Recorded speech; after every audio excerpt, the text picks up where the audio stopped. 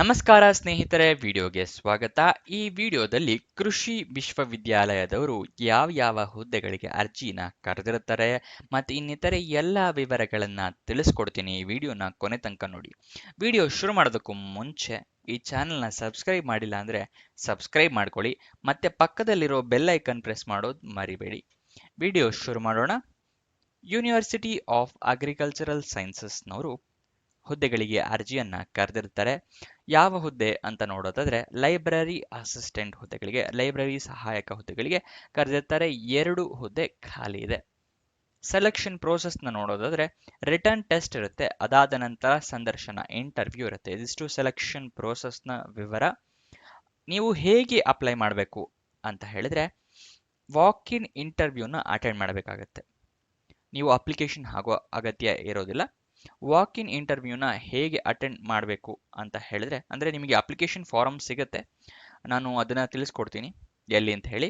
ಆ application ಫಾರಮ್ನ fill up ಮಾಡಿ walk in interview ದಿವಸ ತೊಗೊಂಡು ಹೋಗಬೇಕಾಗತ್ತೆ.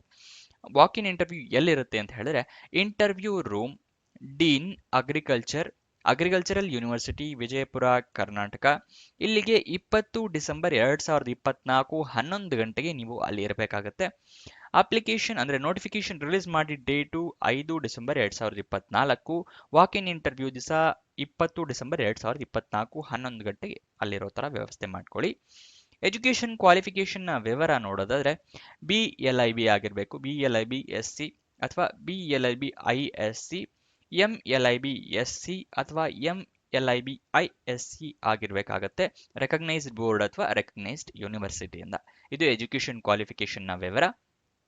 ಉದ್ಯೋಗ ಸ್ಥಳ Vijayapura, Karnataka. Salary 14,000 per month. ಓಕೆನಾ.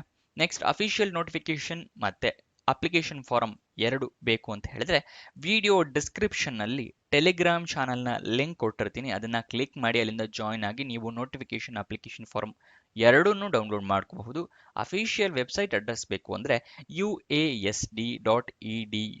ಇದಿಷ್ಟು ಈ ಜಾಬ್ನ ವಿವರ ಆಗಿರುತ್ತೆ. ಏನಾದರೂ ಡೌಟ್ಸ್ ಅಥವಾ ಕ್ವಶನ್ಸ್ ಇದೆ ಅಂತ ಹೇಳಿದ್ರೆ ಕಮೆಂಟ್ ಬಾಕ್ಸ್ನಲ್ಲಿ ಕಮೆಂಟ್ ಮಾಡಿ. ಮತ್ತೆ ನಿಮ್ಮ ಫ್ರೆಂಡ್ಸ್ ಯಾರಾದರೂ ಜಾಬ್ ಹುಡುಕ್ತಾ ಇದ್ದಾರೆ ಅಂತ ಹೇಳಿದ್ರೆ ಅಂಥವ್ರಿಗೆ ವಿಡಿಯೋ ಶೇರ್ ಮಾಡಿ, ಮತ್ತೆ ಈ ವಿಡಿಯೋ ಲೈಕ್ ಮಾಡೋದು ಮರಿಬೇಡಿ.